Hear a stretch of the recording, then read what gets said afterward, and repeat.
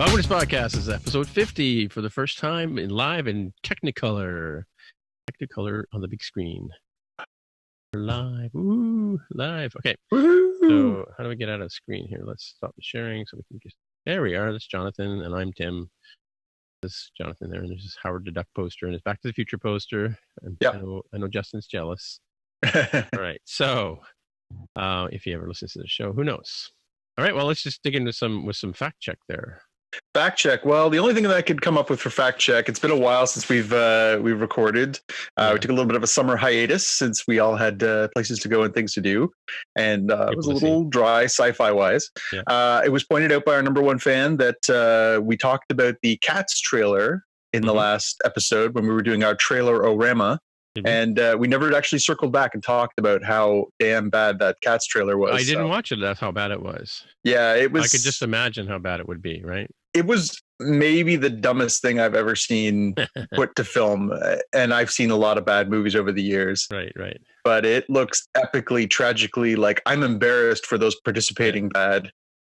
Right. So, yes, that was all we have for fact check. We did not circle back on Cats. Good luck to that movie. I hope it does well because it looks like it's going to need some help. All right. Let's dig in some stuff here. We have a lot of catching up to do, so can we just whip through these real quick?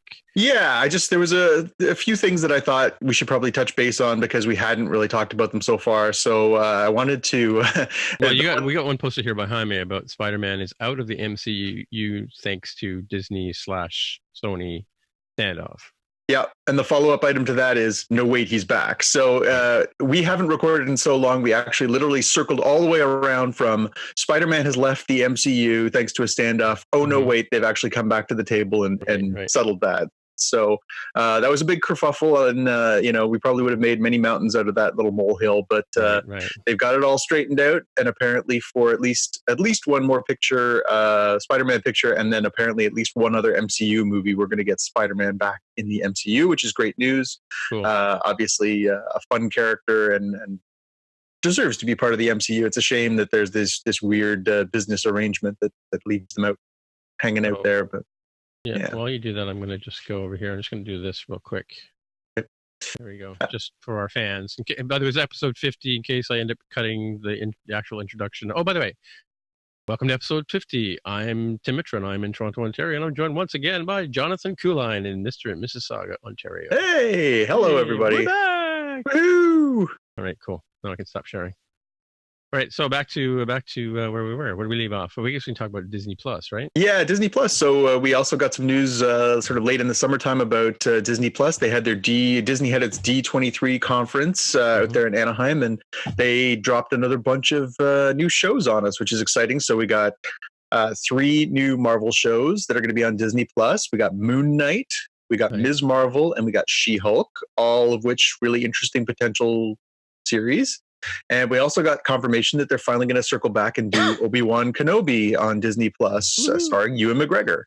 Oh, really? So, wow. Yeah. Wow. So definitely some exciting news there. I'm a fan of all those comic book characters and Obi-Wan, so I'm excited for this. This is just becoming like the no-brainer purchase of the year, buying Disney Plus. If it's on for like 7 or 8 years, we can actually watch him age into Alec Guinness, right? That's right. So eventually he's just going to go full gray and it won't matter. Yeah. In other new news, we got news that they're making. Wait, are we still in the new news or the old news? No, this is the new news. We've got a couple more newish news. Well, relatively. No, we're not in the newer news. We're in the old new news. Yeah, the big new news. Big old news. All right. Matrix 4. We're getting a Matrix Part 4. Keanu Reeves, Carrie-Anne Moss, and one of the Wachowski sisters is going to come back and do a Matrix Part 4. Yes, well, the brothers have both transitioned, so they are both. I'm sorry. Both identify as women now. Okay. So Lana is going to come back, and this is why we shouldn't be doing video because Yeah. Too bad. So sad. So that's pretty exciting. Again, I'm curious to see how they come at this. Obviously, the franchise left on a bit of a weird note with the emancipation of the humans under the robots, but then also the seeming death of those two characters. Not to be too big of a spoiler from a movie from like 20 years ago. But 2 characters are we talking about? Neo and Trinity. Oh, So they died? They died at the end of that. So that's kind of weird. Well, maybe James Cameron's bringing them back. Wait, that's a different franchise. A couple other quick ones. Krypton, the TV show on Sci-Fi got canceled, and that took Krypton with the Lobo series that they were talking about doing with it. They're not going to do either of those anymore. Lobo, sorry, I didn't catch me up. Lobo is a very popular 1990s DC Comics character, sort of Wolverine from space kind of deal, and he had, I guess, guest starred on the second season of Krypton, and they were saying, well, if he gets a good premiere, then maybe they'll spin him into his own show. They're going to do a pilot, but apparently they've just gotten out of the Krypton business entirely. So that's gone. We got news that Kevin Smith, the famed director of Clerks, is going to be doing a Masters of the Universe Revelation anime series on Netflix. I've listened to a couple of his podcasts talking about that. Sounds very interesting. Sounds like they've got a really passionate team of creators working on that. So that could be really interesting. I'm not a huge Masters of the Universe fan, but I must admit I'm curious to see what they do with that. And the last little bit of old but interesting news was late in August, we got news that CBS and Viacom were merging. Now, this is not always, who really cares about corporate mergers, but this one is really impactful for a couple of reasons. These two companies used to be unified, and then they separated in the early 2000s. Right. Bringing them back together is really kind of interesting because this is the rights holder of Star Trek on TV and the rights holder of Star Trek in movies. They had actually been separated. So those universes, the reason there's that whole Kelvin timeline and things are being completely different over the last 3 Star Trek films is related to that. So they haven't said immediately what the impact of this is going to be, but it is actually pretty relevant for Star Trek fans because what it means is all of those properties, whether it's movie or television, are all under the same ownership now. So if they decide they want to do an event where they merge those universes, if they want to do a big crossover, if they want to do, even just sharing those films on CBS All Access, they can now do that. So that's pretty cool. And that really opens up a potential next decade where we can see a really big expansion of the Star Trek franchise. So I'm excited about that one. And also there was, was it $28 billion, I think they said? $28 billion in revenue combined between CBS and Viacom.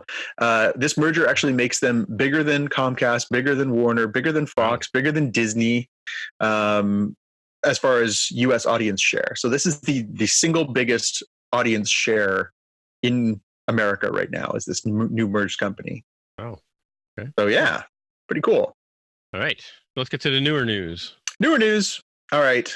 The Joker movie. You and I haven't seen the Joker movie yet. I have seen the Joker movie. You saw the Joker movie without me, you bugger. Well, you didn't. You sounded like you didn't want to go. So. I must admit, I didn't really want to go. Yeah. So I will give you the news, and then you will tell me what you thought of this movie. Okay, that's fair enough. Yeah. All right. So Joker record debut. It made $93.5 million in its first weekend, setting a new record for October rather. Yeah. Huge. 96 million US, 248 million globally is where we're at right now. And this is an opening record for the month of October. And this is in spite of the fact that there was actually a bit of ramped up security and stuff around the fact that people were worried about anarchists and what they might do around a movie around somebody who's an anarchist. Yeah. So this is pretty significant, and I must admit, I heard over the course of the summer they had this movie at the Toronto International Film Festival. Yeah. I heard good things about it, and the hype started to ramp up. There was talk that Joaquin Phoenix could be, an Oscar contender. That they really went somewhere interesting with this character in this film. I still am having a really tough time caring. So you tell me, Tim, what was this actually like? Well, it's interesting. A good friend of mine, I did go to TIFF this year, and I did see a number of films, interesting films. I, of course, couldn't get into Joker or whatever to save my life. but a friend of mine did see it, so we were chatting on our chat thing that we use at work this weekend. And Jason is his name, by the way, Jason Chu. Hey, Jason. Probably doesn't listen to this show anyway, so why do I give him a shout out? But my review. Now he has to listen. Well, so the cinematography is amazing. Like it is like whoever the director was and the director of cinematography, they definitely deserve a pat on the back, if not an Oscar. I mean, it was beautifully shot, like from the point of view, like overlays of trains running down. There's one scene where there's a train going up the middle of the screen and you see the city on both sides. Very sort of get that sort of Gotham feeling to it. When he goes up to Arkham Asylum, it's very Gotham-y. It's got that sort of, New York metropolitan kind of vibe to it. And, color wise, it was very good looking. But the story was meh. It was, derivative, when Francis, the name that plays the mother, Francis, something with a C. Anyway, I can look it up.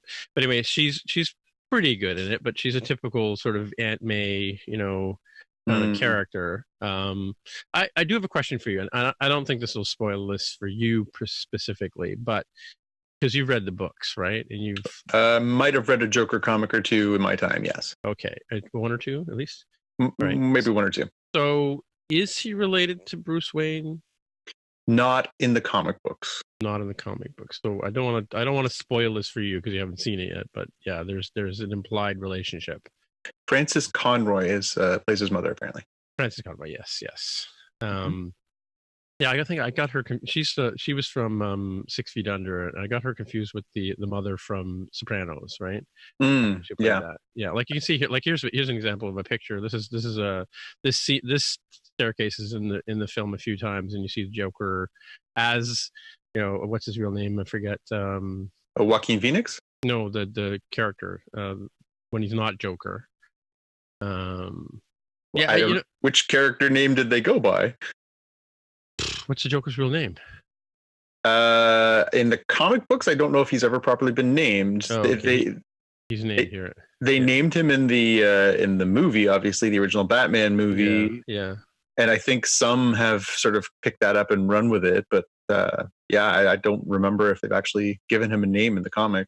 Yeah, I'm just. I hope you can see my screen. I'm sharing this right now, and I'm just scrolling through a bunch of images on the interwebs. But I'm not really seeing anything other than the actual pictures of his face. Which again, so when my friend Jason asked me about his portrayal, like, oh, what do you think was an amazing portrayal? And I thought, what, all you need to do is channel Heath Ledger, and you're bound to be an Academy Award contender, right? Because he did such a fantastic job at that, right? Not Cesar Romero. No, well, Cesar Romero, yeah. Yeah, with the mustache, right? Yeah, oh yeah, the painted over mustache. Yeah. Actually, I wonder if I go back in my search here. Let's see it. Okay. Yeah, I mean, in the movie, he was Jack Napier. That's what they called him in 1989, the Tim Burton Batman film. No, a different name in this one.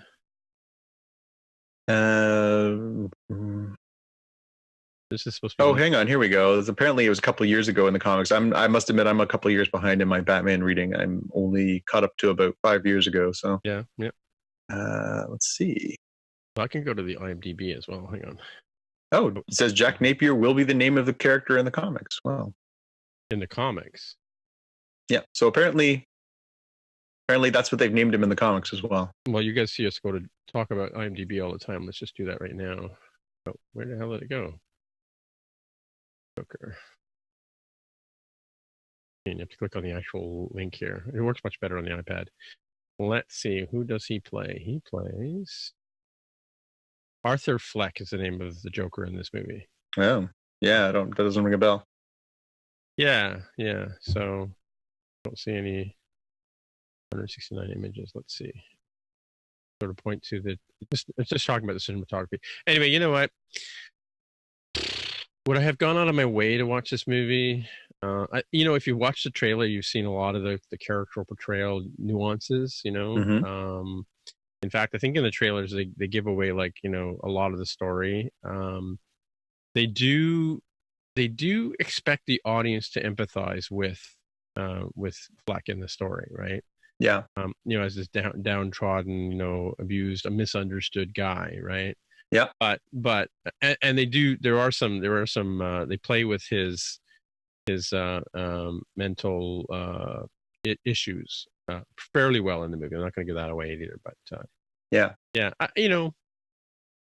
Was it really necessary for me to go on first night? I don't think so. I did go on the first day, because I just saw some seats in the theater that were vacant, and I had some time to kill. So,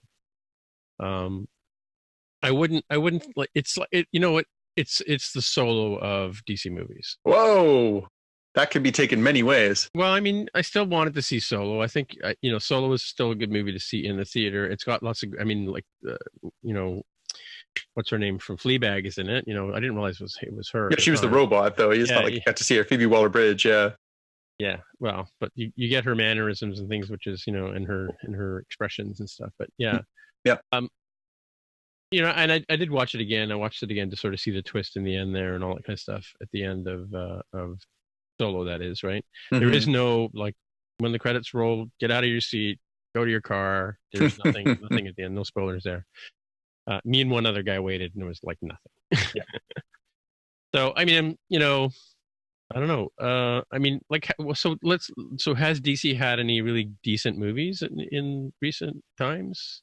I mean, the last movie that got talked about this way. I mean, they got a lot of people. A lot of people last year loved Aquaman. Mm-hmm. A lot of people the year before that really liked Wonder Woman. Yeah, Wonder Woman those movies had a lot of buzz. Mm-hmm. But not in the way that they're saying Joaquin Phoenix could be up for an Oscar for Best Actor. Todd Phillips could be up for nomination for the filmmaking. That's some of the buzz that's out there for this film. The last time that happened was The Dark Knight. You're right. The reason that one sort of hit was everyone was talking about, the performance of the Joker in there, but they also, that movie took on a life of its own after he died too, right? Yeah, it's if I have to compare it to, say, a Batman movie, for instance, and I'm not considering this 1968 classic, or 69, whatever it is, but if I had to look at who's the new guy, or not the new guy, the one before Affleck, Christian Bale. If I had to look at his movies, it was nowhere near Dark Knight, right? It was a little worse than the third movie with Bane, right? Mm-hmm. But he's nowhere near as sinister as Bane, and there's no sort of I mean, there was some sleight of hand stuff that happened in Dark Knight with Heath Ledger's character. Mm-hmm. They didn't really go that far with this, Yeah. But like I said, they do sort of explore Joker's particular psychosis a bit in a really interesting way. But yeah, I mean, I don't know.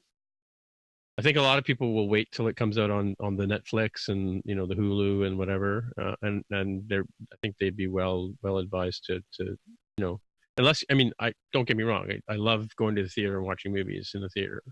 Well, you raved about the cinematography. That's the one that always gets me into the theater. Again, I'll go see. There's some directors and some filmmakers that I want to see. Like Christopher Nolan is one example, right? Yeah. His movies look amazing when they're shown on a full-size screen. Yeah, I mean I mean, so you can see it in IMAX. I didn't see it in IMAX. I saw it in the VIP. I think it might have been really even cooler in IMAX because you would get the full image. I mean, there were some wide shots that were just stunning. Not quite graphic novel-y stunning, but stunning in terms of urban landscape kind of shooting and stuff like that. Very well lined up, and one shot in particular, like I said, the train cutting up through the city. Yeah. Pretty cool. Yeah. Anyway, that's enough about the Joker thing.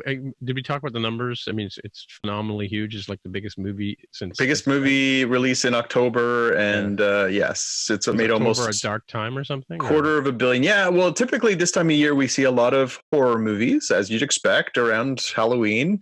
And then we start to get a trickle of the pre-Oscar fare, right? We're starting to see stuff pre-award season.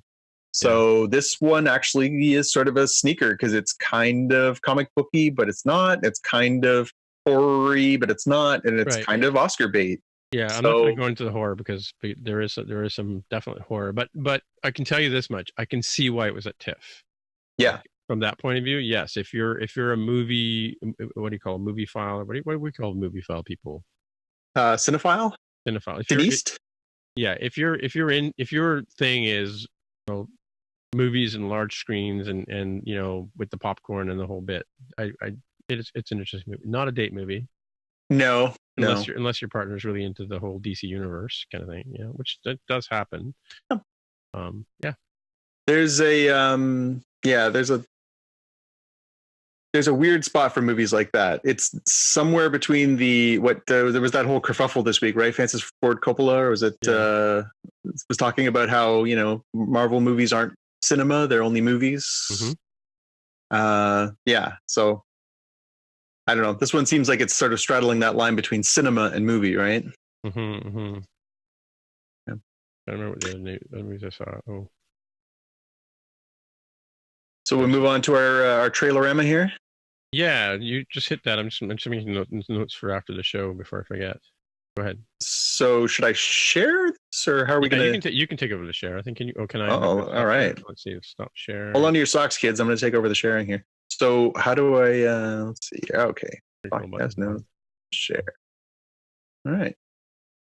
I'm going to show you the trailer while Tim and I talk about it for Lost in Space Season 2. How do I minimize my screen? Maybe. My screen, I can't see. Hold on to your socks. Oh, there we go. Okay. Cool. Yep. All right. Here we are. Lost in Space Season 2. So last week around the New York Comic-Con, we got a bunch of trailers that started to come out. We'll be talking about a bunch of those in a little bit. Obviously, a bunch of Star Trek news that we're excited about. But the other thing that came out of this was we got our first look at Season 2 for Lost in Space, the Netflix series. And I hear it. Glorious. This is where the other series ended, right? The other series ended with the people jumping away and them getting left behind. Oh. So once again, to circle back after that technical hiccup, this is our first look at Season 2 of Lost in Space. They also announced the release date, which is coming on conveniently on December 24th. Mm-hmm. Sorry, Christmas is canceled. I'm going to be watching Lost in Space. Well, isn't that when Doctor Who Christmas special's on? Are they doing a Christmas special this year? They did a New Year's special last year. That's Christmas Day, though, right? Yeah, that's right. We didn't do one last year, did they? No, last year they did the New Year's special. Oh, wow. Still felt wrong. What do you say, Robinsons? Ready to go through so obviously this is a little more focused on just the Wait, survivors. Is Captain Lorca the leader of this group again? I forget. No, I don't think so. I think Captain Lorca's the dad, isn't he? Good. Jason, what's his name? Jason Isaacs? Yeah. I still don't like the robot in this one. I mean, I like him, but I don't like him. It's not, goofy like the old robot used to be. Lost in Space 2, the sequel. Lost in Space. All episodes December 24th, only on Netflix. Yeah. So what do you think about the whole binging thing? Like, does that not eat into your time? It makes it challenging on a lot of shows because you end up with a lot of these ones where you will, you'll end up in these circumstances where you're trying to play beat the clock with the internet. Because I do go to a lot of blogs and stuff. I am my job is in social media, so I tend to be in the blogosphere and the social media sphere a lot. So it's really hard to avoid spoilers. Mm-hmm. And so I do find myself wanting more often than not to try and get through things quickly. And that doesn't always fit with, being a busy person, a parent, and all those other things. Mm-hmm. I think the one of the points that was raised on one of the other pods that I like to listen to, they were talking about how when you look at some shows that drop week to week, think about Game of Thrones, think about, some of the sort of zeitgeist shows from the last few years. Yeah. Oh, platform. Those shows are good because they actually give you a week for places like us to be able to talk about them. Discovery is another example where we can actually have a week to digest and process and think and sort of, take it all in. Whereas if you had them all at once, again, imagine right now if Discovery came out in one big lump sum. You and I and Jaime would be frustrated, right? Yeah.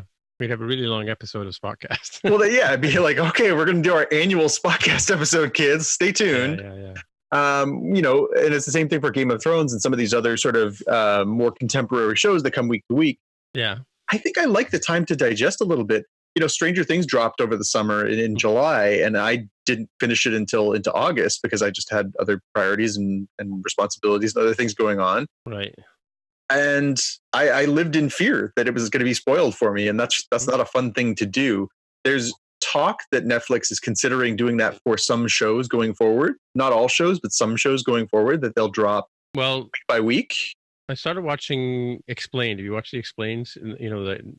Yes. Dean Explained, whatever. And that one, they drop like a show each week, right? Well, and the ones they do in partnership here in Canada, they have a partnership with CW, which is shows a lot of the DC-based shows. Mm-hmm. So they've taken over airing The Flash. They've taken over airing. They were airing iZombie, things like that. Riverdale's on here. All of those are week to week. Right. Now, the infuriating part of that is that they're not same day and time as they are in the United States. We have to wait several days. That's actually ridiculous. Yeah. We talked about that last year when they had a crossover series between the DC television shows, the Arrowverse shows. And for us here in Canada, they aired out of order because The Flash, which was supposed to be the second part, didn't come out till 2 days later here. So we had to watch 1, then 3, then 2 of the episodes, which is, again, in a world where the internet is on top of stuff as soon as it's on, that's a ridiculous notion. But yeah, I mean, I like having the time to sort of go after it. That being said, of a modern TV thing, the thing that actually I find more challenging is the long seasons. I love the Flash TV show. I love Supergirl. I love watching the things I love watching that are still on contemporary television, but I do not need 22 episodes of it at all. At all. If they told a very focused 12 episodes or 14 episodes, I would be ecstatic. Like, I don't understand why they haven't roped into the logic of doing those things sequentially, where you basically do 14 of this and 14 of that and 14 of this and 14 of that, or 12 of this and 12 of that. You could do so much more interesting stuff. Now, I understand, obviously, there's production costs and everything involved in that, wrapping things up, wrapping things around and stuff like that. But I just find that much more compelling. We're getting closer and closer to that British model of 6 episodes, right? An entire series is 6 episodes. Or what's Luther right now? Is what, like three episodes in an hour and a half? Yeah. It's funny. Like, I was just watching Fleabag, like I said, right? And yeah, I think I watched Fleabag in 2 days because they're short 20-minute or 30-minute episodes. Yep. And just one after the other, bang, bang, bang, bang, bang, bang, bang, right? So, absolutely. And it's amazing. So you just want to keep reading, watching it. But, yeah, but it's, there's so many shows like that where, again, on one hand, you're like, oh, it's over. But then you have the satisfaction of, well, I've completed the journey and I didn't have to invest months or years of my life. Yeah, well, I just listened to an interview with her actually after it was over. Again, my PVR. Thank you, Rogers, for creating the worst PVR in the world.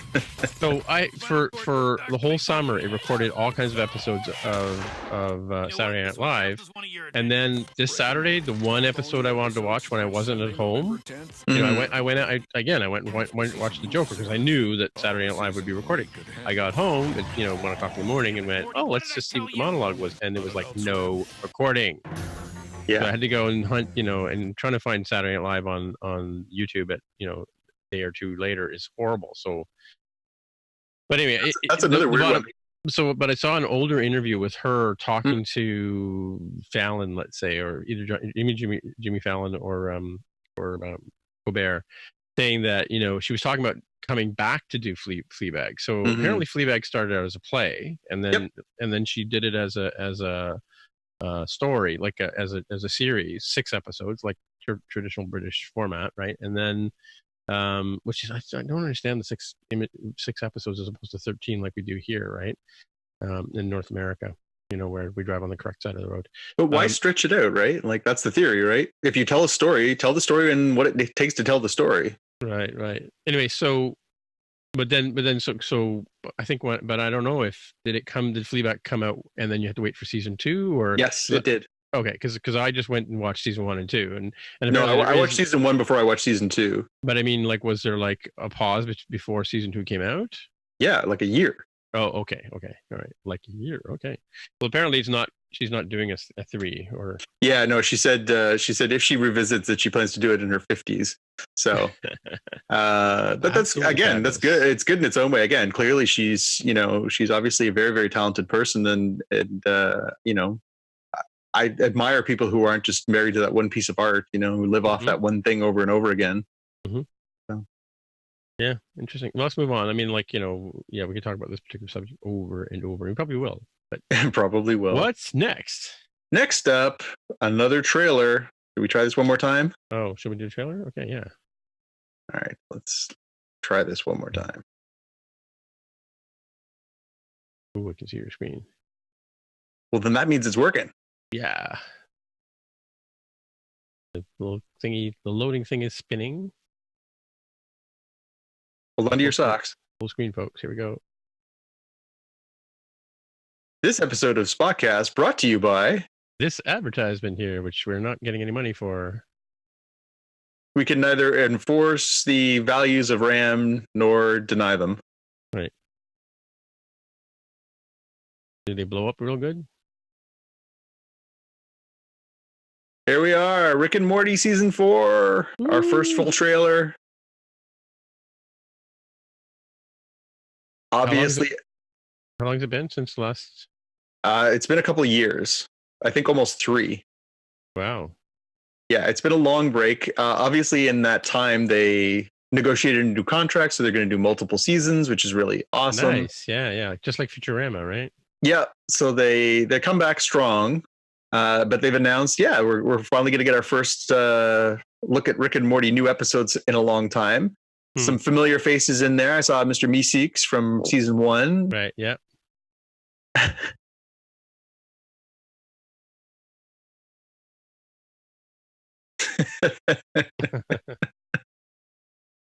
Lab coat, rip off Doctor Strange. Yeah.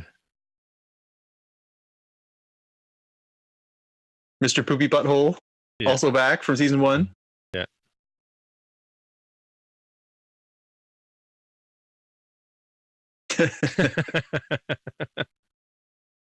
That's not how apps work yet.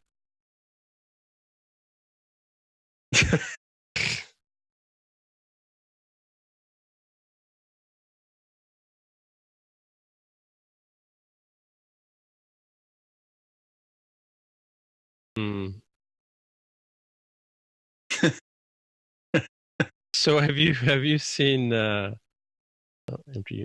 you seen the theory of going back and watching to see which Morty is actually in the show? I've heard that, yeah, that there's a whole line of logic that says that it's not really the Morty we started with. Yeah, well, and or even Doc Brown, not Doc Brown, Rick, right? Rick, yeah. Yeah, so yeah, I got to go back and watch it again. Like, thank you for Jonathan bought me the box set there, I guess, the digital box. Yeah, that was your Father's Day gift. Yeah, so I had, it's funny, I had seen I think there were 4 or 5 episodes I hadn't seen at all, but it was nice to watch them all in order as well too, right? Yeah. I was just getting randomly off of something at midnight at whatever before I realized I actually have adult stream and I can watch it anytime I want. But, yeah. Oh well. Well, now you have them forever, or as long as Apple lets you have them. Yes, that's true. Yeah. So that's good news. 2 good shows coming up. Excited for those. A little bit extra news. So we got news today that Helstrom, another Hulu Marvel show, is finally found its stars. So that's kind of neat. This is a story that's based on the original comic from the 70s called Son of Satan.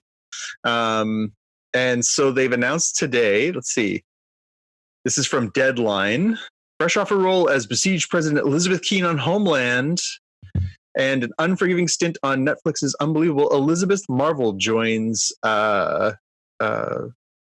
joins the show. That's cool. And she's going to be playing Helstrom's brother. Let's see. Oh, okay. That's the person who's going to be running the show. There we go. Set to debut next year on Disney-controlled streamer, Helstrom will be led by Tom Austin and Sidney Lemon as the stars. So, yeah, finally starting to see this one take shape. Again, it'd be interesting to see how this proceeds. So this is, I'm just looking at their bios. So Tom Austin was on a show called The Royals and another show called Grantchester. Sidney Lemon's from Fear the Walking Dead and Succession. It's going to be interesting to see how. Elizabeth Marvel plays Victoria Helstrom. It's been interesting to see how they pull this one together because it is pretty dark. Even as a comic series in the 70s, it was kind of dark. And moving that forward, it's going to be really dark to see how that one goes forward because it's about the son of Satan, and this is a Disney show. Right. So I'm not sure how they pull that together and make that something that's, cohesive and not, blood and guts and Satan worshiping and all the things that Disney doesn't like. Right. Little extra bit from the Walking Dead universe. So as part of the New York Comic Con, out onto the stage came Lauren Cohan, who famously was Maggie Rhee on the show. Did her show get canceled though? Yes, the one show that she was on for one season has been canceled, and so apparently she's going to come back, and they're going to sort of tie up what happened with her character, where she went, what happened to her in the next season. And they also announced at that same event that it has been renewed for season 11 already. Season 10 just premiered a couple days ago.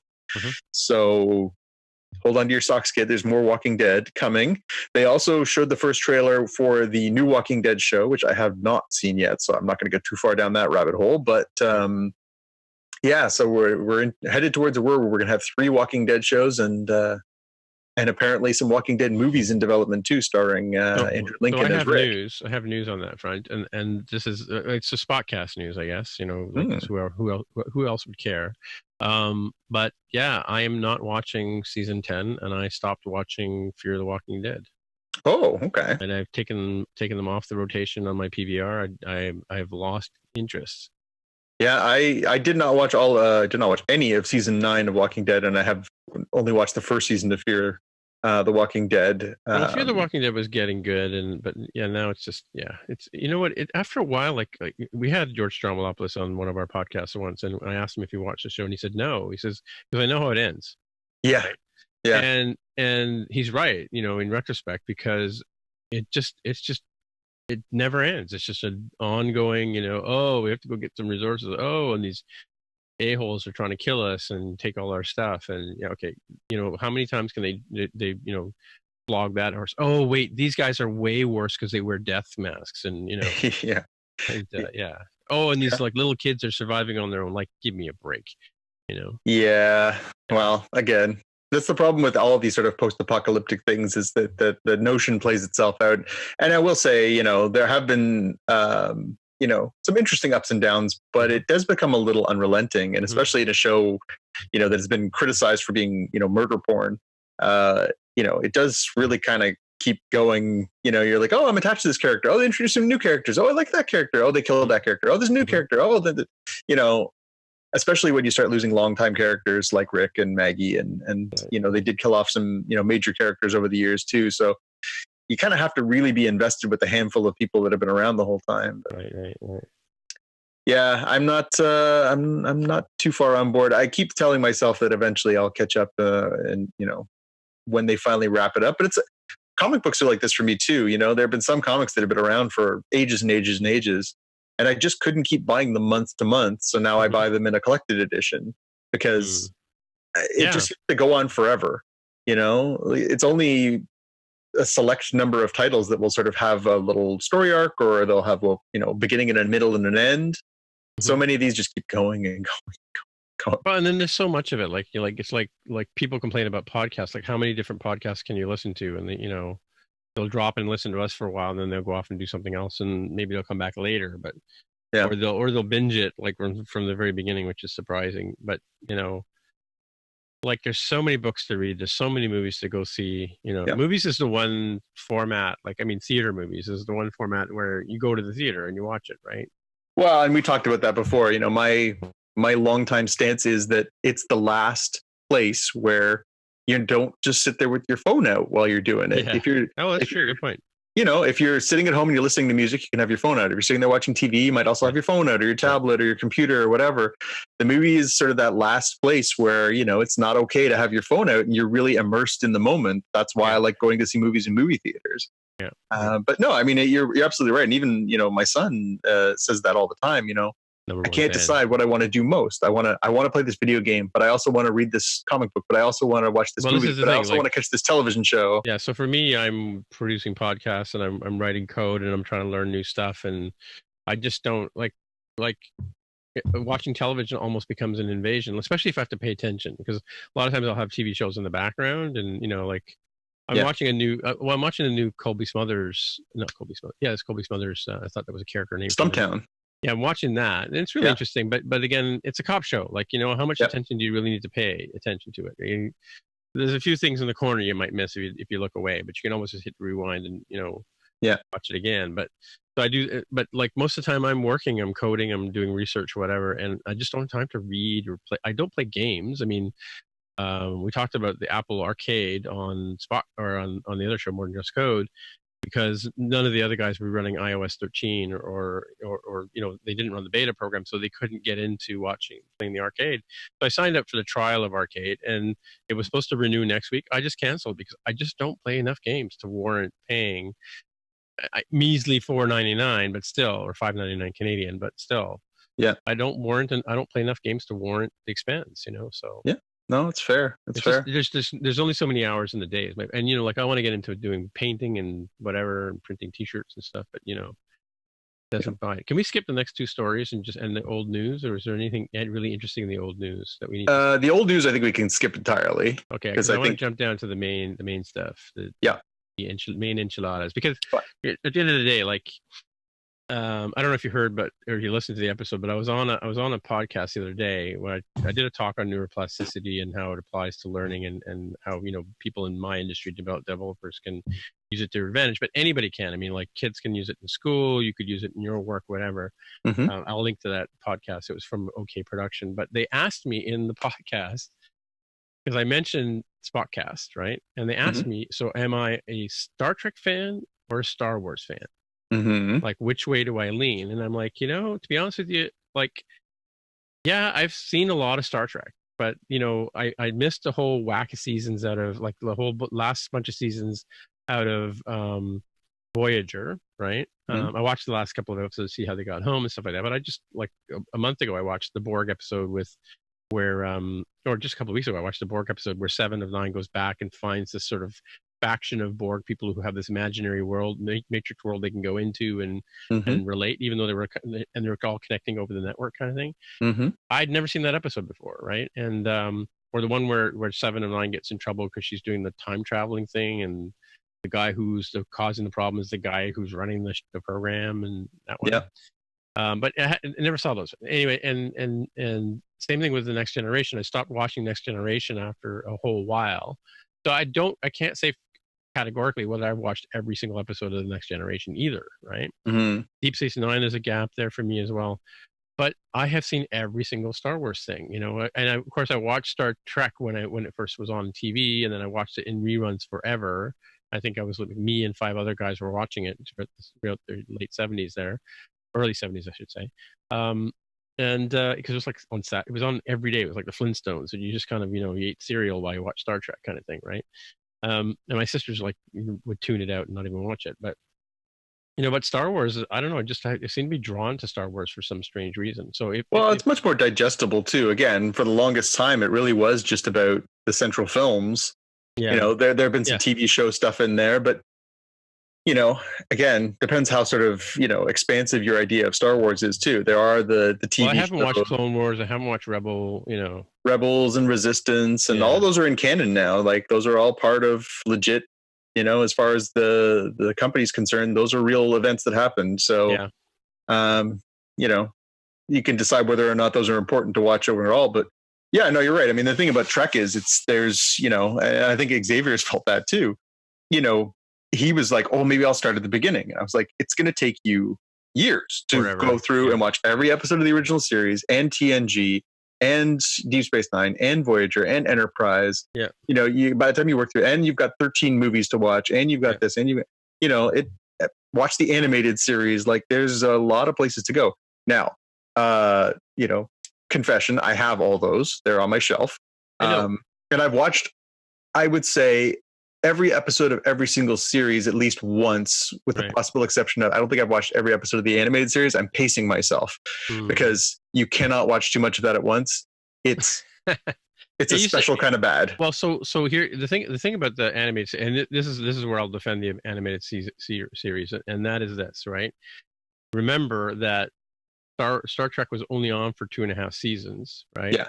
And then it went into and then like it wasn't on. I think it was in reruns a little bit. Syndication hadn't really kicked off yet. Mm-hmm. But Saturday morning, you'd get up in the morning, you'd wake up, you get your cereal, you'd sit in your pajamas, and you'd watch cartoons on TV. Oh, yeah. Space Ghost and all that kind of stuff. Like, this is back in my day. Like, I'm talking like late 60s, early 70s, right? Yep. And this Star Trek animated series came on, and it was like, oh my God, it's Star Trek. Yeah. Yeah. Right. So when you, in context, right, it was like the best of the Saturday morning cartoon. Johnny Quest was on, Yeah. all the sort of, there was a George of the Jungle, all those sort of, Space Ghost was one of my favorite, right? And now I watch Space Ghost now, and that one guy, I forget his name, but the one guy who does Space Ghost voice, he was in every single Saturday morning cartoon, right? Yeah, he did all the Hanna-Barberas, yeah. Yeah, that guy. We'll dig his name up. But I mean, that was so that was, from an accessibility point of view, that's all we had, Yep. So it was great from that perspective, right? So, but yeah, you're right, it is. But it doesn't hold up terribly well. It's a little clunky in its animation, and the plotting is not exactly modern pacing. It's a little clunky. No, it's very, very 60s. Yeah, exactly. Exactly. They had that one pterodactyl sound for pterodactyls in and every single show they ever did. Same one for Johnny Quest. Same one for Thunder on the Barbarian. There was a Huckleberry Finn one where it was Johnny Whitaker, and he was live action, but the rest of it was all cartoon and stuff. Oh yeah. Yeah, they had like a sort of, he was on a green. It was like the early green screen.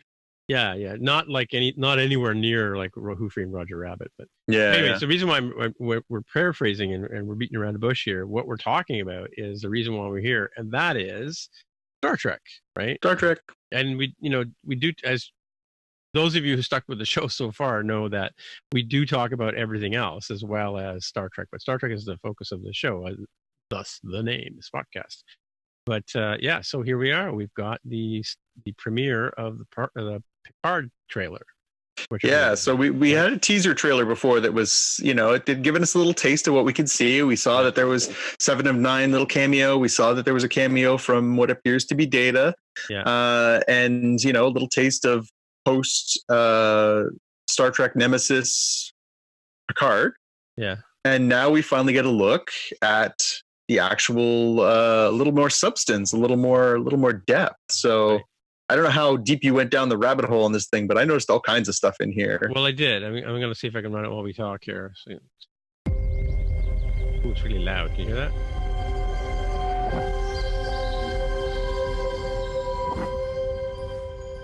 So we knew that Data was going to be in the show, right? Yeah, we knew that Data was going to be there, and we'd seen that 7 was going to be there. So, but this clip right here makes me think this is a dream sequence. Totally dream sequence. There's no way. Yeah. That is not true, sir. Because he hands him the brush and says, "You can finish this story," right? And especially because they're both wearing their TNT uniforms. Right. Oh, and then we cut to him in the Logan movie. I came here. Do you think that later on there's a discussion about the fact that he named his dog after Will Riker? Please, oh yeah, someone's after me. It says the dog's name is number 1. Well, yeah, but that's sort of what you do, I guess, right? Is that full screen for you, by the way? It's nice to see you up and around again. What do you see on your screen, John? Sorry, it's a little loud. I can't hear I can hear that. I am standing up for the Federation, for what it should still represent. This is no longer Funny, I've turned it way down. Go home. Yep.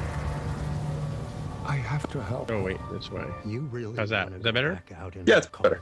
Okay, yeah. More than ever. Got the badge. He slaps on his badge. Now, notably, that's the badge that would have been the last one he wore in those last couple of movies. Right. We get our look at Michelle Hurd. She's playing Raffi Mussaker. I looked that up. Mm-hmm. And Alison Pill playing Dr. Agnes Girardi. Right. And Evan Evagora playing Elnor, the guy with the sword. Mm-hmm. Is he a Vulcan? To write the future. They're not sure if he's a Vulcan or a Romulan. And then behind the seat of that ship there, we see Chris Rio, is played by Santiago Cabrera. Mm-hmm. Right. The Borg ship. Ooh, I'll get the Borg. information we need. I hope people who have no He one looks else like an to elf. That little glimpse for a second there, we see Hugh. Oh yeah. Oh right. Okay. And this is the reveal of the trailer here, right? Coming up. Yeah, this is it's fan service, right? Yeah. Jean-Luc. Riker and Deanna. And we also get a little, they have a kid, clearly. Have the Mhm, mhm. story. Just wait. Old-fashioned warbird we saw for a second there. Doesn't the kid grow up to be Kylo Ren eventually? Thank you for not trying to talk me out of all this.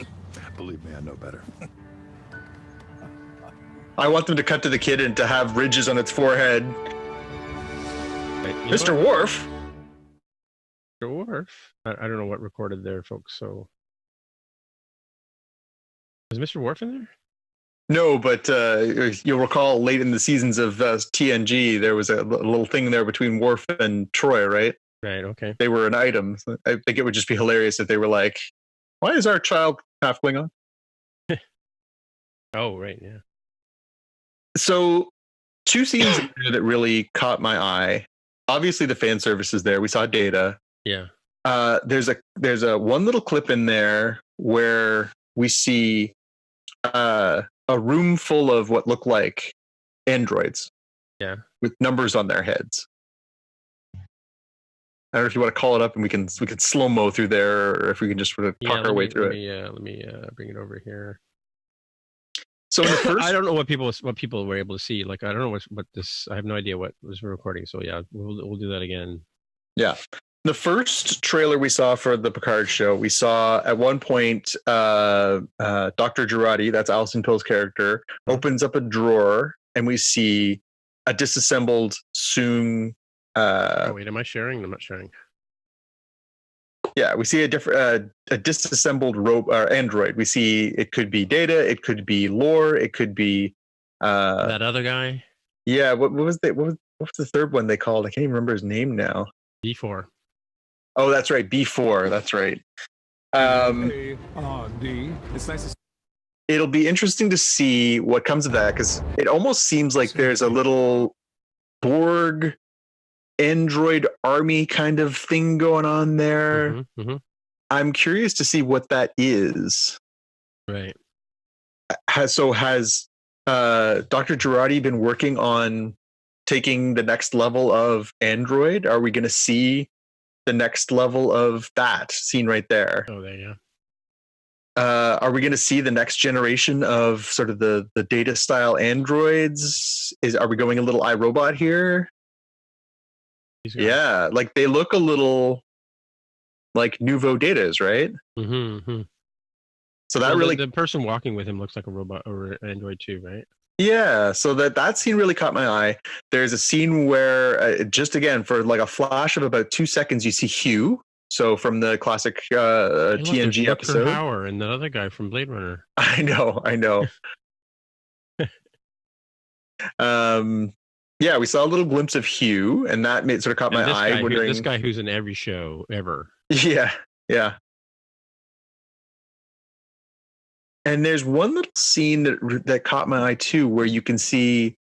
I watched this trailer probably more times than is healthy, but there's a scene where Seven, right there, Seven is cradling someone who's clearly not doing well.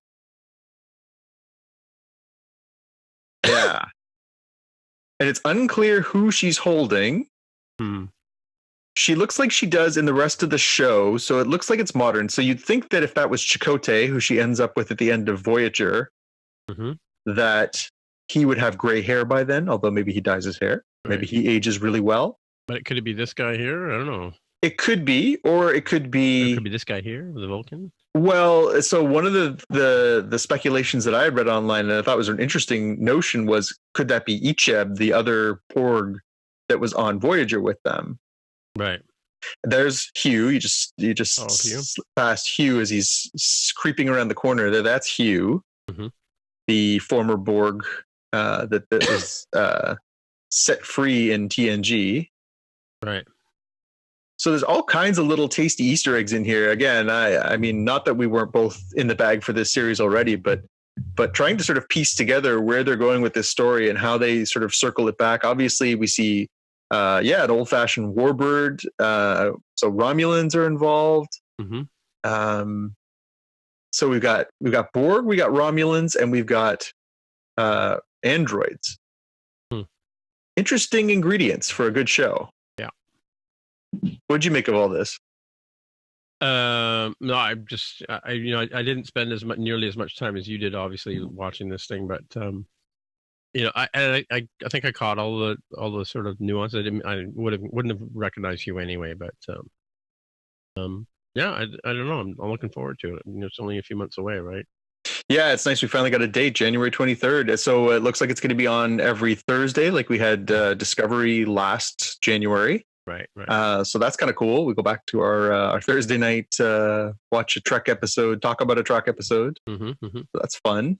Have you not noticed that, like, lately you spend so much time waiting for that next thing to premiere these days? Like your whole life is like waiting for the next series to start. Whatever it is. Although there's enough stuff that you don't really notice the gaps as badly. Like I certainly this year felt kind of weird because Trek wrapped up in February, March, something like that, and then we didn't have any more Trek until this week. Right. But there's always seems like there's something where you just, you're sort of in the downtime in between. This weekend we got the drop of season 3 of Big Mouth, which is a series I really enjoy on Netflix. And I was like, I haven't started watching that one yet. Yeah. That was, it's here already. I'm like, oh, that's good. So I sat and watched that all weekend. I was like, oh, that's done. Okay, well, what's next? And I looked at my thing. It's like, oh, Batwoman and Supergirl on this week. Cool. And then a couple weeks from now, the new Watchmen series starts. And so there's always something sort of rolling around. Right. Again, right now we're in a huge hiatus on Doctor Who, right? Like Doctor Who hasn't been on for a while. Last new episode was January 1st. Yeah, I don't know if we've ever talked about the Puppet Doctor. Yes, yeah, you were mentioning that. Yeah. She's just done. She was just at a Doctor Who convention in somewhere. I forget where it is, but and she brought her 13th Doctor. Oh, nice. Yeah, so she had a booth with all her doctors there. So she's been doing a new Doctor series with doctors. Nice. I'm gonna go back to sharing the next story here. Yeah, so the next one's another good one where we got another look, our first look, right? Our first look at season 3 of Discovery. And this one, again, lots of interesting stuff in here. Yeah. For a really short trailer. Again, this one's more of a teaser, right? The Picard one's a little longer. This one's pretty short. Yeah. There we go. That's the one. Oh, sorry. I've spent a year searching for that domino that tipped over and started all of this. We believe in ghosts. What does that mean? That badge on your shirt. Look, it's Idris Elba. I watch this office every day, believing that my hope was not in vain. What's wrong with this flag? Not enough stars? Not enough stars. Come on to burn it. So she ends up in the future, but where's Discovery in the end of the series? I think they're there too. I think they just got separated. Oh, okay, right. As they say, she carried us into the future. Privilege to make that future bright. New guns, interesting. There was some speculation about the uniform that Georgie was wearing there too. Wherever the Yeah. answers are. Yeah. It's on CTV or CTV Space Channel. That's right, CTV Space Channel. Hang on. So again, interesting stuff in here. So now we know exactly where they ended up. Yeah. We know that they're 930 years in the future, which puts them in the 32nd century. Mm-hmm. We saw book the character from the Short Trek. So that whole Short Trek episode last year where he is alone on an abandoned Discovery. Okay, right. That clearly is tied into this timeline. So that's interesting. So now we can go back and look at that for a little bit more for clues. Okay. Yeah. We still haven't got the tie-in with Harry Mudd yet anywhere, though. No, haven't seen him yet. I wonder if we will because it doesn't make a lot of sense to have that because we know that he ends up in the past because we know that he intersects with Kirk and Spock on the original series. So who knows? Yeah. I noticed in there that we saw Trills. We saw a group of Trills standing around there, and that scene where she's lying on her back in the water, in the creamy water there. Right. That looks like a scene from DS9, and that's to do with the Trills too. Mm-hmm. So here's my question: are we going to see Dax? Is Dax still alive? Not necessarily the same actor because they don't have to do that because Dax is actually the symbiote, right? Mm-hmm. And lives on in different people over the course of time. So I wonder if we're going to see another tie-in to sort of our era of Trek from the late 90s, early 2000s, and see Dax as a character in this show 1,000 years in the future. Oh, right, yeah, because she'll just continue, or he will continue. Yeah, Dax, the entity that is the blob that lives in people's bellies, could still be alive. So that popped into my head when I saw Trills. I wonder if they're gonna loop that back in, or if they're gonna just ignore that. People with the leopard spots. Yeah. Okay. Yeah. And the flag. I pointed at the flag, right? So the Federation flag has a huge number of stars on it in the era that they come from, because it's supposed to be one star for all the represented members. Mm-hmm. And the flag that they unfurl in that one scene has exactly six stars on it, which I guess speaks to the dire straits that the Federation finds itself in 900 years into the future. Mm-hmm. Mm-hmm. So again, not a lot to chew on there, but still some interesting little tastes for, again, we talked about this when we got to the end of season 2 of Discovery, that we really are into the undiscovered country now, because the last piece of future Trek we ended on was Star Trek Nemesis. I guess you could say that we also have the first J.J. Abrams movie, wherein we find out that Romulus was destroyed and Spock from that timeline goes into the past and then changes things, and then they split off into their own timeline. But either way, Picard is taking us 20 years into the future, and now we're getting 900 years into the future past Discovery, so another 800 years plus from when we left off in Nemesis. This is exciting. This is really cool. I'm excited to see how they decide to sort of play this forward, where this universe went, who, how all these different races played out, where things ended up. It's been, 20 years almost since we really sunk our teeth into 15 anyways, since we really got to sink our teeth into that part of the future and not just keep going backwards. We went backwards with Enterprise. We went backwards with Discovery. It'll be interesting to finally move forwards and see where this goes. Yeah, for sure. And speaking of going backwards, mm-hmm. we got our short treks back this week. Mm-hmm. All of a sudden, which was really weird. They didn't announce that they were going to air them, did they? No, I don't think so. I just, I saw the news and they're like, oh, by the way, there's a new short trek. It's already up online. I was like, what? Mm-hmm. What happened? Yeah. So we got episode 1 was called Q&A, and we read the synopses for what was coming on a few of these. This episode focused on Spock, a young Ensign Spock, his first day aboard the USS Enterprise, and his getting trapped in the turbo lift with number 1. Mm-hmm. As with all of these, a nice tight little, 14 minutes, I think it is. Rebecca Romaine back as number 1. Right. And what did you think about this one? I thought it was pretty entertaining. Yeah, it was pretty good, I thought. Yeah, for sure. And interesting in that, I don't know, they kind of played off the fact that number 1 and Spock have a sort of secret relationship in terms of a secret that they share. Mm-hmm. she's testing him as a new ensign. I think he is, right? Yep. In the show. Yep. Or in this episode, and yeah, they. I don't think it's giving away too much to say they get stuck in an elevator or turbo lift, and they spend some time together. Yeah, and play 10,000 questions. Yeah. That's a whole Q&A thing comes in for sure. Mm-hmm. And so you've got it here in the show notes too. That Tribbles, is that coming out? Is that next week's episode? Or yeah, so up on the social media channels for Star Trek today, they posted a little 30-second trailer for the second episode. Right. And guest star H. John Benjamin, who a lot of our fans will know as the voice of Archer and the voice of Bob from Bob's Burgers, and also a hell of a funny stand-up comedian, is going to be the star of that one. And also Rose Salazar is going to be in that. Rose Salazar most recently was Alita, Battle Angel. Right. And she was also in the Maze Runner series of movies. Cool. And so, yeah, an interesting look there. They're sort of playing it as a mix between, a typical Tribble episode where it's a little bit playful, and also it's sort of playing out a little bit like a horror movie, like they're trapped on a space station where the Tribbles keep multiplying and may turn feral, which is again looks really, really funny. And so yeah, I'm excited to see how they circle back to Tribbles. We haven't heard of Tribbles really since Enterprise, I think, was the last time we saw them, right?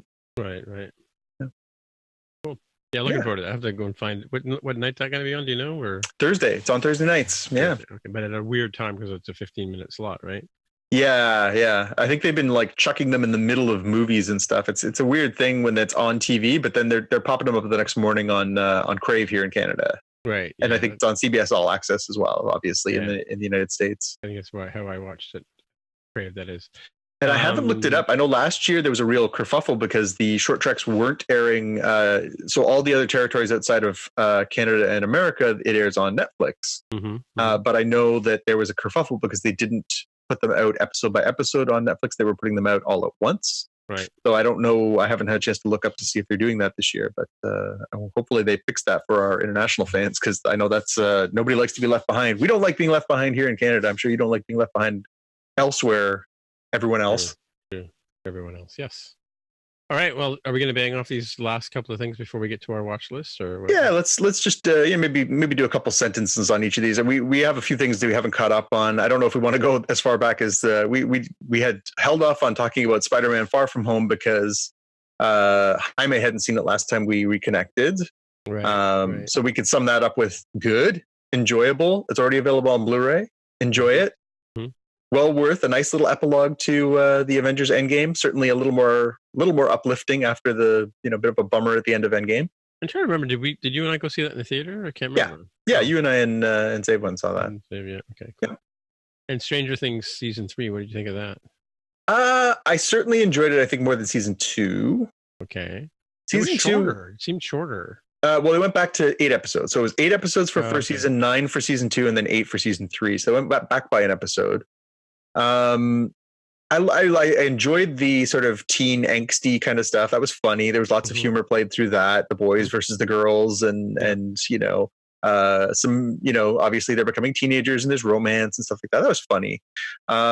It was certainly a little more lighthearted. I felt season 2 is a real slog. That poor kid who he's abducted and in the upside down for the whole first season, and then in the second season he's like tortured and screaming and having fevers and stuff like that. It was nice to see that, but then there was a lot of angst through that one as well of relationships fraying and girls versus do you spend more time with your buddies, do you spend more time with the girls? That was a whole dynamic, so that got a little tedious at times, but yeah, I liked it. Yeah, it was all right. Well, one thing that's been not, I think it's a spoiler, but to reveal is that the 3 movies are connected as one big giant story too. Yeah. The director had said that. Yep. And we got a little teaser for season 4 for that too. They just put up a teaser last week saying that we're not in Hawkins anymore. So they're going to take it outside of that little town, which for the first time will be interesting. All right. Okay. Yeah. Good Omens. Good Omens. What do you think of Good Omens? I enjoyed it. The book was much better. Well, yeah, that goes without saying. I enjoyed it because I liked the 2 actors. They were really, really quite charming. I enjoyed them and their performances very much. Yeah, it did seem pretty short. But then I've read a bunch of Neil Gaiman stuff in the last 2 or 3 years. So the stories all they're very similar. They all melt together after a while. But yeah, so I did enjoy Good Omens TV show. It was interesting. Yep. Again, very pretty, nice, interesting to watch, and yeah, you definitely watched that, and you paid attention while you watched it. Well, and apparently it was so Neil Gaiman was very involved in the creation of that TV show, and apparently did such a good job. He's going to be the showrunner for the Sandman series that they've been pushing out there. So, if that was an audition for what he's capable of, that's awesome.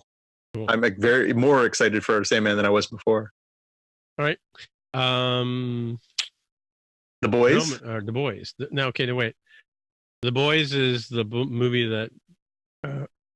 Friend of the show Justin's working on. Is that the one? Yes, he's working on season 2. I think they just wrapped up actually. Yeah. Yeah. So one of our relations is working. He does sound and pyrotechnics and stuff and lighting and things. So yeah, he's been working on that show, which is actually filmed like next door to where I work. Right. Yeah. Because I see these signs, saying that I forget what the sign says, but it's like it's not them, but it is them kind of thing. Anyway. We joked about that because we went to Massey, or not Massey Hall, to Roy Thompson Hall, which it doubles for the headquarters of the super team and the Boys. Yeah. We were there for a show a few weeks ago.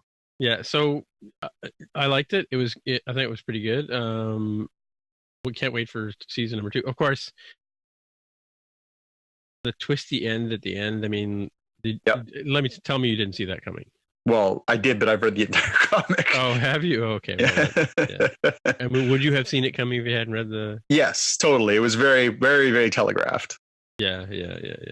But nonetheless, I was good. Like I really enjoyed all the actors, and I really thought that they had a lot of depth to it for a show that really wasn't that long. It was it 6 episodes, 8 episodes, something like that. Yeah. Really it was they actually sort of gave a lot of depth to the characters, and you sort of understood their motivations and who they were and stuff. Yeah, it's a bit like Hitchhiker's Guide to the Galaxy, because our hero, the protagonist, is a bit like Arthur Dent, sort of fish out of water. Yep. Kind of thing happening there, right? So, yeah, very much so. Yeah. I enjoyed it. Looking forward to it. Yep. Doom Patrol. I think I just binged through that show. Again, really wasn't paying attention to it.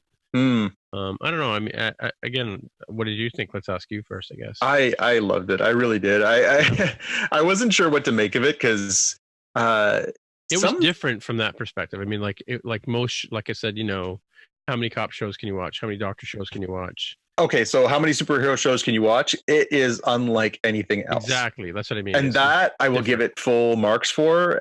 Like they took huge swings. Sometimes it didn't connect, but they took huge swings on that show. Yeah. The characters, their arcs, how deeply flawed, like damn right unlikable some of those times those characters were. Mm-hmm. I mean, they are very, very flawed characters. Every single one of them has very unlikable traits, and yet you do find yourself rooting for them and invested in their relationships with each other. And that one went a little longer. I think it was more episodes, 15 episodes or something like that. So it was a little longer. Mm-hmm.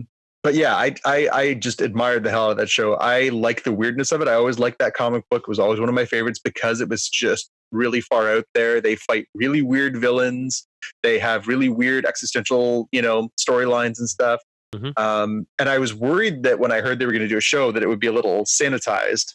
But it was, it was pretty raw and it was pretty gross. And it was funny and raunchy. And I, in the same way that I really enjoyed that Happy series for, again, just taking huge swings.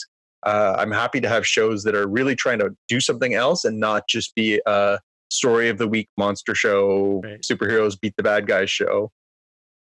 Okay, cool. All right, well, let's get to the watch list. We're not going to do Jaime's watch list thing because he's not here. Yeah. On that. All right. So I got a couple things. I'm not sure when we're going to get back at this. I don't know if we're going to keep doing them based on these short treks. Maybe we'll do some short ones over the next few weeks. So I'll just do a couple of quick ones that are coming out in the next couple of weeks. Next week, we're going to get the season premiere of the final season of Arrow. It's going to be a short season, only 10 episodes apparently, and it is going to be focused on the adaptation of Crisis on Infinite Earths, which we've talked about before. So they're going to do this huge across all of the DC shows, including Black Lightning. They're going to bring back all these characters, including characters. Now we know from over the summer, we're going to bring back characters from Smallville, from Lois and Clark, from some of the movies, from Burt Ward from the 1966 Batman series. They're going to bring back all these different characters to be part of this, and it's all going to be built around this Arrow show. So I was getting a little bit tired of Arrow over the last couple seasons. It was starting to sort of wear on me a little bit. It was getting a little bit sort of bad guy of the weekish kind of stuff. Right. This I'm really looking forward to. I can't wait to see how they bring all this together. They certainly have earned my trust with lots of good stories over the years, especially when they do these crossover ones. They've had a long time to build up to it. So let's see if the payoff works out. But I'm dying to see what happens. And on October 15th, we're going to get the first episode. So that's cool. Yes. Monday, yeah. And the other one that I'll flag as well is Watchmen. So HBO's Watchmen series starts on October 20th, which is about a week and a half away. Looking forward to that one. Although, again, we talked about this previously. We've seen the trailers. We've sort of read a little bit about it. It's really hard to gauge where they're going with this. They've said it's not a strict adaptation, of course. We've already seen a movie version of this. Very, very seminal work in a graphic novel. How close was the movie to the novel? Quite. Oh, okay. There were some obvious, differences because Watchmen, the book, is very much of its time. It's built in Cold War America. It's very much focused on that culture. It's of its time. They tried to sort of modernize it a little bit and then change things up. It's good. It's not by any means great, but it's good. Okay. But the TV series looks like it's just sort of set in that world, but not necessarily grounded to that storyline. So it's, again, we talked about this with superhero shows. How many dystopia shows can you have? We've got Handmaid's Tale. We've got, all these things about, well, what happens after the, society and fascism and all these different elements that sort of come into play. Okay. I trust the people who are working on the show. They're smart. They're good creators. I trust HBO as the makers of quality television. So I will absolutely give this show a watch. I'm infinitely curious to see what they're going to do with it. The cast seems interesting, but I'm going into this one with, a little bit of trepidation as to adding the name Watchmen to something. Watchmen in comics is an incredibly high bar. Right, you wouldn't dare compare Watchmen the comics to another comic. That would be, obviously putting it at the highest pedestal, right? Right. Yeah. I worry about putting that on a TV show and it not delivering. But yeah. All right. And the last one. The last one I had was, and again, I don't know if we're going to get back at it before this, but I did want to flag that we're only right now, not just about a month away from the launch of Disney Plus. And we talked about Disney Plus earlier in this episode. There is a ton of stuff in the works for Disney Plus, but right off the hop, the first thing that we're going to get, and one of the reasons why people might want to jump in earlier than later, is The Mandalorian. Right. We've seen a couple trailers for this. Are we getting Disney Plus in Canada? We are getting it on the same day, same launch day. So it's on November 12th. To be able to. So we're not going to see. This is the only place to watch The Mandalorian. Only place you can watch it. It is an exclusive. So we've seen a couple trailers. It looks really interesting. It looks like that sort of grittier, darker sort of Tatooine mob side of the Star Wars universe. It doesn't look like it's rooted on any of our established characters. So this is really the first time that Star Wars has done that thing that we've always talked about wanting it to do, which is to stop focusing on nostalgia and start expanding the universe. So I'm very, very curious to see if this pays off the way that it potentially could. Cool. All right. So now to me. Over to you. So yeah, I went and saw a movie called Ad Astra from which was at TIFF again, but I saw it in the theaters, and it was just had some time. It came out, wanted to go see it in IMAX in this case. And you love a space movie. I love it. I love me a space movie, especially ones with suspended animation, long travel, and so it's interesting. It takes place I don't think it's any spoiler to sort of say that he's looking for his father, who happens to be Tommy Lee Jones, right? and it's sort of like he's disappeared, and they got a signal back from around Neptune or something. He seems to be there. He's been there for 16 years. I don't know what he ate for 16 years or who took care for 16 years. But so he and a bunch of people survive up there, and there's an effect that their being there has on the rest of the world that's causing issues, and that's why Brad Pitt's character is meant to go and sort of investigate, not necessarily go and rescue his dad, kind of thing. But yeah, there's a lot of the moon is a sort of it's where it's very realistic from the point of view of where they think space exploration is going. Like, you go from the Earth to the moon. Actually, it begins with Brad Pitt working as an astronaut on a big giant antenna that shoots up out of the Earth so high up into the sky that you have to wear an astronaut's suit to work on this antenna. Like, it's actually connected to the ground and it goes all the way up into space, right? So this big giant antenna. But the moon is a stepping point. There's a colony on the moon and it's all developed and built up. So it's kind of like flying from here to LA to Australia kind of thing, so if you think of the moon as sort of like LAX kind of thing, right?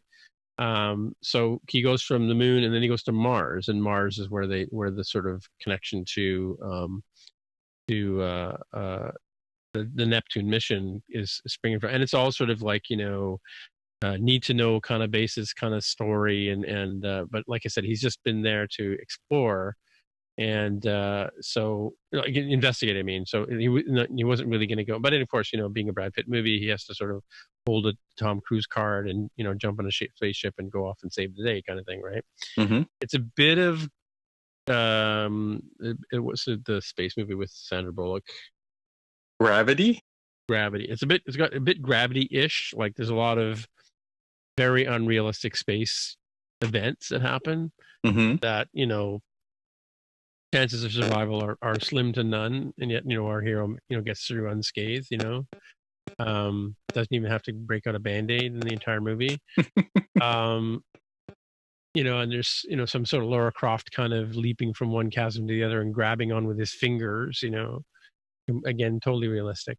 My one complaint about the movie, besides the fact, is where did they get the food that they ate during these long space travels? He actually, there's one point there where he has to travel a long way. Got some stubble on his face like you have right now, right?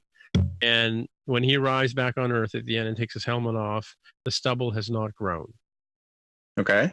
So, I mean, I mentioned this to Mark on More Than Just Code, and he said, well, maybe he shaved the day before he arrived, just, because he knew he was coming back to Earth. And well, we saw Matt Damon do that in The Martian, right? He's getting picked up, so he shaves off that big beard, right? Because he wants to look his best if he's going to go meet his fate, right? I guess. I don't know. Yeah, it's sort of like you kind of expect that they would be more like Castaway, where you got the Robinson Crusoe thing going with the the rags and the long hair and the beard, or Count of Monte Cristo kind of thing. Those are much more realistic portrayals of someone who's been stuck in a place for a long time. I mean, like, if you think about it, like traveling from one planet to another in a small capsule the size of a Volkswagen. Talk about the cramps you'd get. Like, oh yeah. And then again, what do you eat? Where do you put the food? How do you grow it? Like, all that kind of stuff. And then, but it's interesting too, because there's a couple of characters in the movie who have never actually been to Earth. They were born and raised, and now they're adults living, on another planet, which is kind of. So from that point of view, like, the way that space travel happens, like Interstellar, it's very realistic in terms of what could possibly happen, notwithstanding the Tesseract and there. Yeah. So that was really cool. So Ad Astra is one. So, and then of course I mentioned TIFF, and I want to talk about 3 movies I saw at TIFF. 2 of them I actually had tickets for, and the third one I got a free ticket because it was one of the winner selected ones, right? So I saw a movie called Parasite, and it's a Korean, I believe it's Korean, film with Korean subtitles, and it's amazing romp. It's not very sci-fi-ish, but it's got this, these grifters. I guess a family of grifters are so poor that they have to grift their way into higher society. They end up taking over this house, and the first of all, the son goes as an English as a second, or as an English teacher to teach this young Korean daughter. And then he works his sister in as the art teacher, and they pretend they don't know each other. Going here, my computer needs my attention. And then they work the mother in, and the father ends up being a chauffeur, and all that, and it just madness ensues. And then it's actually listed as a horror movie, and I'm not going to spoil that for people because it does have a interesting climactic ending. But yeah, it's definitely worth watching. When it comes to Netflix, they'll probably run it with an overdub, but even in the original language and reading the subtitles, like the jokes were very successful. Like, the entire audience would guffaw at the same time once the words came up on the screen and we could see what they're saying, right? But nice. Yeah, I'm curious to see how somebody who actually speaks the language relates to the movie. But yeah, it's a very, very good movie. Wouldn't be surprised if it gets nominated for foreign language film at the Oscars. Interesting. Good. Yeah, another one I saw, and this is our friend Hillary or Felicity Huffman, who we talked about on the show, I believe. She famously, the day before I saw the movie, had just been convicted and sentenced to 14 days in jail for helping her daughter with her SAT scores. She was in a movie called Tammy's Always Dying, and what was interesting about this is she plays this older woman who smokes. Her daughter, the actress who plays her daughter, is amazing, and of course, the actors. And when you see these movies, sometimes the actors and stuff come out and they talk about the movie after the show. Yeah. Now I'm thinking I must have seen another movie because I saw two movies from the. There was a whole steering towards supporting women in things. So one movie I saw was called I can't remember what it was, but it'll come back to me in a minute. But it was written by a couple of women, produced by a couple of women, and of course had women acting. Oh, the one with Heather Graham. I don't know if you heard about that one. No. She plays a divorcee who her husband dies, her ex-husband dies, and leaves the new family penniless. And so she's got a daughter, and so the daughter has a stepsister in this new relationship, and so the new wife moves in with the old wife and the two daughters, and they live together for a short period of time. And so it's really interesting, and it's from a female perspective, it's one of those movies where it has that I forget what the stat is, but it's two women talking to each other for more than 20 minutes without talking about a man. Yeah. The Bechdel test. Yeah. What is it? Bechdel test. Yeah. Bechdel test. Yeah. So it totally passes that. And the kids are hilarious. And the one daughter is totally into texting on her phone. At one point, the two younger daughters, the older parents are arguing and, at each other like, a couple of cats. Right. And so the two younger daughters jump in the car and they scream off to go and have a hamburger at the place where their dad used to take them. Right. But, so the younger daughter, her phone rings and she says, "What is it with old people and phone calls?" Text back, "Leave us alone," right? That was the best line in the entire movie. What is it with the old people and phone calls? Yeah, so that was what the hell was the name of that movie? Anyway, that's my fourth pick. But Tammy's Always Dying was an amazing portrayal. She plays a older alcoholic woman constantly trying to kill herself, and her daughter constantly has to rescue her, and it's all about how the daughter's trapped in this toxic relationship with her mother, and there's a whole self-help angle, and she ends up on TV and stuff. But what's amazing about this is it's filmed in Hamilton. Oh yeah, it's so obviously filmed in Hamilton, right? And Felicity Huff, I want to call her Hillary all the time. Felicity Huffman's is such an amazing actress that she actually sounded like she was from Hamilton. Oh, nice. Yeah, so like totally believable as a Canadian, and all that kind of stuff, and regional to our particular way of talking, right? Especially Hamilton, right?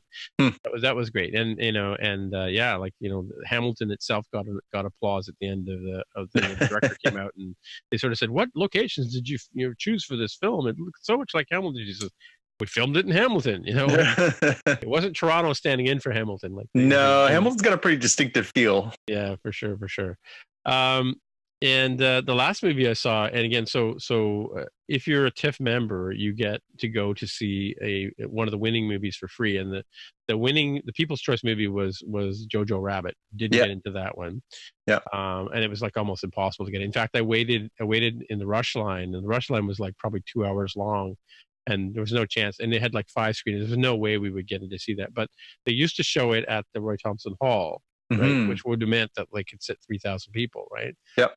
We probably could have got into that one, although they would have given out 3,000 tickets. So I guess standing in the rush line for that would have been done. Yeah, exactly.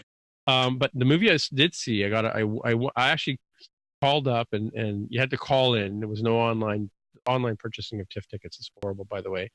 But for the winning tickets, you have to call in or go to the box office. So I sat on hold with my phone and Carol's phone for like 2 hours. I think Xavier was here that day, and so I finally got through, and I got the last ticket for the Midnight Madness screening of, which wasn't at midnight, but that was the series that it ran under, called The Platform. And The Platform is very very similar to Cube. What it is basically is you either are convicted of some wrongdoing. Oh, I heard about this one. Yeah. So the guy wants to quit smoking, so he volunteers to go into the platform for 6 months. And what you end up doing is it's a concrete bunker, right, with a hole in the middle, and it's one bed on either side, and you and your cellmate, right. And this platform, they put gorgeous food, like they culinary expertise and all this. They pile this platform up with food, and it comes down the platform. Right. So if you're on platform 1, you get first dibs at all the food, and then platform 2 and so on, so whatever. Right. So he ends up on like platform 36 or whatever. Don't quote me on this, but in his first go, and every month you change to it. You wake up and you're in a new platform. They drug you and put you on a new level, and it's random in terms of where you end up. At one point, he ends up on level 6, but he's on this first platform with this really crazy guy, and he's like, the food comes down. The guy just starts eating all this food, and he's like, that's other people's leftovers you're eating. And he's like, I'm not eating that. And he goes, and then of course when the platform moves down, he spits onto the food.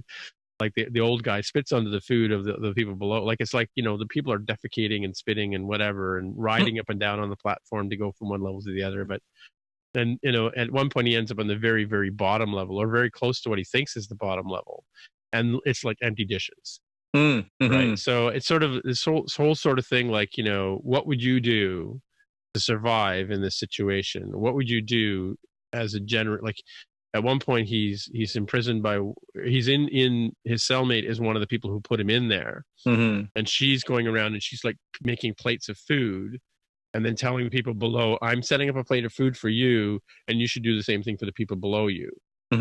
Sort of trying to sort of put some sort of it's sort of logic into reasoning and civilization to this whole, and yet the people below are just like, they're just going to dive in and start chewing on stuff as well, right? So yeah. But it's this whole sort of twist, and it's very similar to the movie Cube in terms of like, how do you get out of the situation? Anyway? So I won't give away the ending, but interesting sci-fi, very sci-fi pulp fiction-y kind of story, right? So. Yeah. It sounds like a 50s pulp book. Yeah, but it's totally like like the premise is disgusting. The whole thing is disgusting. There's murders and killing and knives, and you can just imagine people, the kind of extent that people will go to survive, kind of thing, right? Yeah. Interesting. So interesting. Yeah, and he's sort of like, he's got this sense of decency to him, right? And he's he's very like, how would a Canadian react in this situation? Yeah. Amongst Americans or something. Not to say anything bad against Americans. No. Of course not. Our favorite people that aren't Canadian. Yeah. Anyway, so I think we'll probably do. I think last year we did each one of the short treks. We did a quick little episode on each one of those. So there's no reason to think we wouldn't be back within next week or the week after to talk about the Tribble episode and whatever comes after that, and hopefully, and then we got to ride it out till there's no Avengers movies anymore, so we can't really no other reason for us to come back. Right? Well, we'd have to decide. There's a couple things coming up. Is the Terminator movies coming out? We can decide if we want to. We can decide if we want to go see Terminator. Right. I just watched Batman. Jojo Rabbit is coming. Wait, we're gonna go see Terminator. What are you talking about? Okay, well, you know what I'm saying. It's whether or not our third partner in crime is going to be watching it as well. Yeah. What's the name? Starts with a J. Yeah. The J-Lo or something like that. J-Lo, that's it. J-Lo. Yeah, J-Lo. Yeah. J-Lo Jr. Yeah. No, there's still a few movies coming out over the next little bit too that we have to sort of decide whether or not we want to recap. But and then we obviously, people who are looking for some regular routine in our schedules will be looking ahead to January when we can start sinking our teeth into Picard for a couple months in a row. So yeah. All right. So, hey, Jonathan, if people want to get in touch with you on the interwebs, where will they find you? You can always find me on Twitter and Instagram as @JPKNews. My name is Tim Mitra, TIMMITRA. On the Twitter machine is where you'll find me. So, until next time, we'll see you in the future. Bye. Bye. And soon. We didn't talk about Batwoman. We didn't talk about that one. I forgot about Batwoman. We want to save that one for Jaime for next week? Well, we can do a bit of an after show on it. Yeah. What did you think? Not the strongest pilot I've ever seen. That was a pilot? That was the pilot. So that was the first episode. That was the pilot. Did you know that Bruce Wayne was Batman? This just in. What? I love that my favorite what the hellism in that show was there. And then again, spoilers for anyone who hasn't seen it yet. It's not a really spoilerific show so far, but no. There's a scene where in Bruce's office, which his cousin Kate is in, she sees Martha Wayne's pearls hanging on a string. Right. And she in a pyramid, in a pyramid, and that is just a clue that leads her to another mystery and everything else. Yeah. In every telling of the murder of Bruce Wayne's parents, they spill all over the ground. Yeah. Does he go back and get them? Does he collect them at some point? Clean the blood off of them or whatever? Yeah. So that one kind of lost me a little bit, but I don't know. I was kind of intrigued about this one. The Batwoman comics that have been done over the last sort of 6-8 years, some of them are fantastic. I love them, and really good storytellers, amazing artists. There's been some really interesting Kate Kane Batwoman stories. So I'm a fan of the character, and again, as far as steps forward in television, obviously having a gay character as the lead is a huge step forward. So that's great to see. I can't say that I loved Ruby Rose so far. I did not think she was particularly strong. She's the lead actress, the one who plays Kate. Ruby Rose is her name? Is her name, yes. Oh, okay, yeah. I can't say that I thought she was particularly strong as an actress. I've only ever seen her in a couple of other things. She was in Orange is the New Black and a couple other things.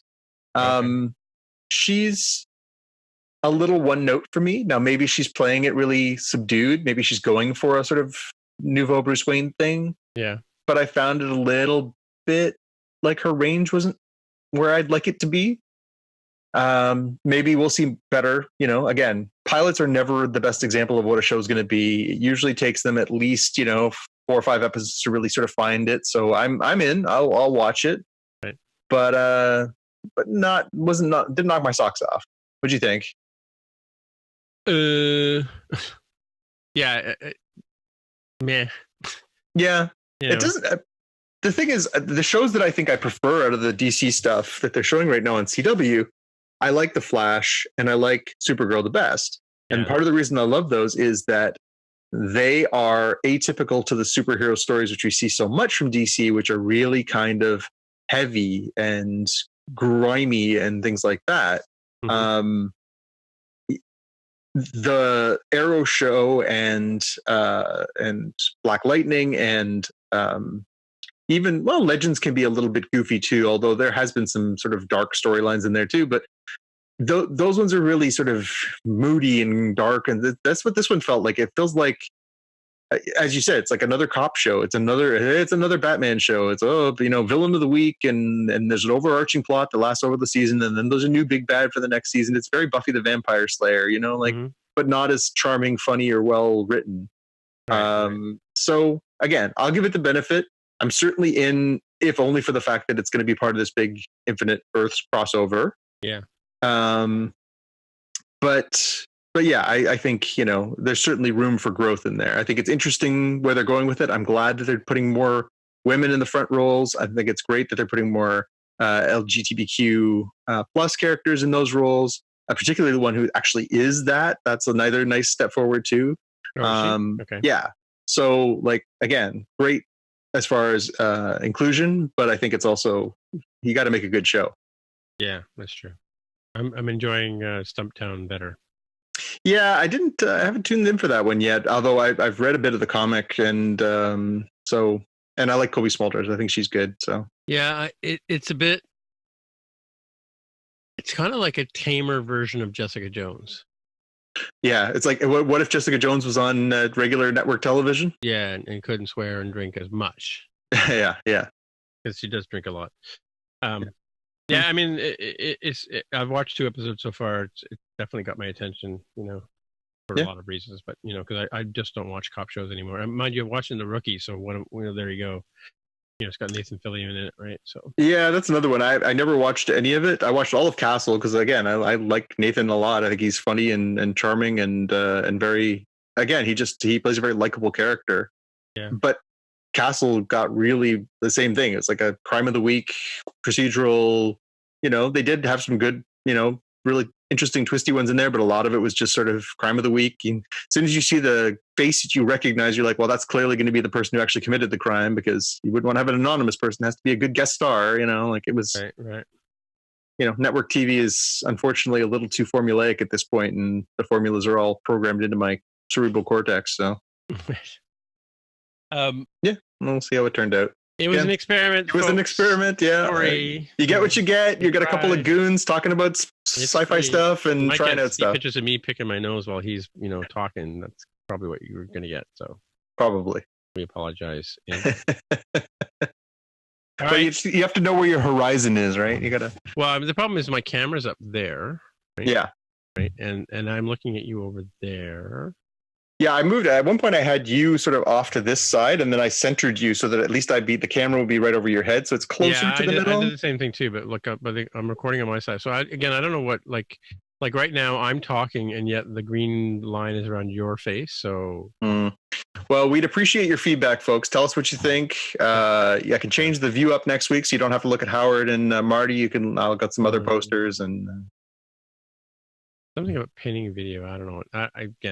Well, we'll have to see what happens when we stop recording. Yeah. We get so, but yeah. I've got a couple of video editing suites, so I can probably throw together something reasonable. Okay. But anyway, I'll put it out as an audio podcast anyway. But okay.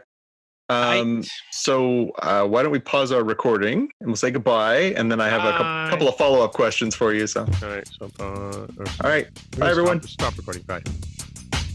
If you want to find out more about the podcast or see the episode show notes, visit the Spockcast website at spockcast.com. You can get in touch with us on the website or follow us on Twitter at Spockcast. If you have feedback or questions, send us a tweet with the hashtag AskSpockcast. If you like the show, please consider recommending us to a friend, writing a review on iTunes, or pledging any amount at patreon.com/Spockcast. You can find details on how to help us out on our website at spockcast.com/sponsor us. Thanks for listening, and we'll see you in the future.